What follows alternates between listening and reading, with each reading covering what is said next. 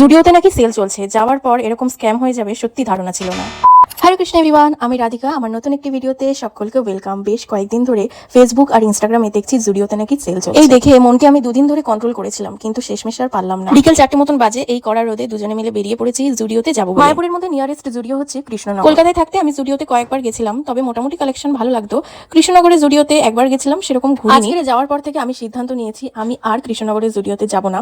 তার কারণটা ভিডিওটা শেষ পর্যন্ত দেখো, আশা করি বুঝতে পারবে। জুডিওতে সেল চলছে কি চলছে না তার একদম হনেস্ট রিভিউ আমি তোমাদেরকে দেব। মায়াপুর ঘাটের ভিউটা জাস্ট দেখো, আকাশের সাথে জলের রং, একদম গ্রামীণ একটা সুন্দর চিত্র পরিবেশ ফুটে উঠেছে।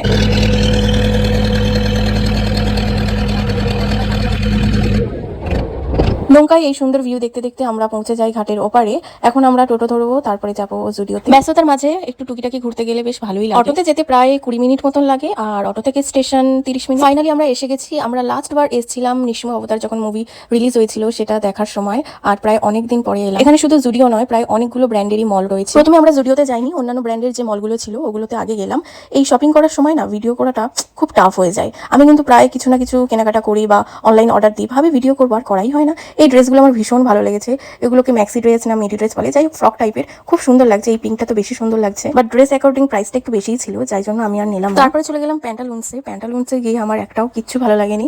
খানিকক্ষণ ঘুরে ওখান থেকেও বেরিয়ে গেলাম। কিছু জনে আবার এই কথাটা বলো না যে এত কালেকশনের মধ্যে পছন্দ হয় না। হ্যাঁ, আমার পছন্দ হয় না। আমার পছন্দ একদম কি বলতো নিখুঁত, মানে অনেকগুলো জিনিস দেখে তারপরে পছন্দ হয়। আর বলে শখের দাম লাখ টাকা, একবার যেটা পছন্দ হয়ে যায়, বেশি দাম হোক যাই হোক আমি নেবই। আর কেনাকাটা করার জন্যই বেসিক্যালি আমি এসেছি। তবে ড্রেস অ্যাকর্ডিং প্রাইস 19 আর 20 হলে অসুবিধা, পছন্দ হলে আমি সেটা নিয়েই নি। এখানে প্যান্টালুন্সে বাচ্চাদের কালেকশন না দুর্দান্ত ছিল। আমার যারা দিদিরা রয়েছে বা যারা পরিচিতরা রয়েছে, ওদের কারোর এখনো বেবি হয়নি। সত্যি যদি বেবি হতো না, আমি কিছু না কিছু নিতাম, এত কিউট কিউট ড্রেস ছিল। ফাইনালি চলে এলাম জুডিওতে, বাট এখানে এসে কি বলবো, একদম মেজাজটাই খারাপ হয়ে যাচ্ছিল। একে তো প্রচন্ড পরিমাণে ভিড়, নিজের পছন্দের মতন তেমন কিছুই পাচ্ছি না। যা বা যেটা পছন্দ হলো সেটার সাইজ পাচ্ছিলাম না। আর সেল তো আমি দেখলাম না, এর আগেও আমি এসেছিলাম, মানে যেরকম প্রাইস সেরকমই ছিল। সবকিছুর উপরে কিন্তু সেল ছিল না, কিছু কিছু জিনিসের উপরে কিছু ডিসকাউন্ট দেওয়া ছিল। আমার কাছে মনে হয়েছে বেটার হবে এই সেলে আসার থেকে অফ টাইমে আসাই বেটার। একে তো প্রচুর ভিড়, বিলিং কাউন্টারেও প্রচন্ড লাইন। মেয়েদের কালেকশন সবকিছুই প্রায় একদম শেষের দিকে ছিল, অল্প কিছু কিছু কালেকশন ছিল, বাট জেন্টস কালেকশন ভালোই ছিল।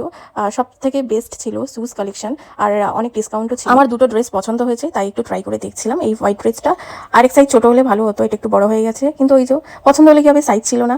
নেক্সট যে ড্রেসটা ছিল ওটার হচ্ছে আরেক সাইজ বড় হলে ভালো ছিল, তবুও চলে যেত, বাট আমি কেন টাকা দিয়ে নেবো যখন যেটা আমার পারফেক্টলি হবে সেটাই আমি। অন্যান্য দিকের জুডিওতে হয়তো সেল আছে, বাট এই দিকের জুডিওতে কোনো সেল নেই। আমি কিছু grocery item, perfume, makeup product এগুলো নিয়ে বাড়ি চলে আসি। আমাকে এই দুটো ড্রেসের মধ্যে কোনটা পরে ভালো লাগছে বা কোনটা নিলে ভালো হতো আমাকে প্লিজ কমেন্ট করে জানিও তোমরা। কোনো ড্রেস নিতে পারলাম না, পছন্দ হলো না বলে আমার মনটা খারাপ হয়ে গেল, তাই জন্য লাস্টের দিকে আর কোনো ভিডিও করিনি।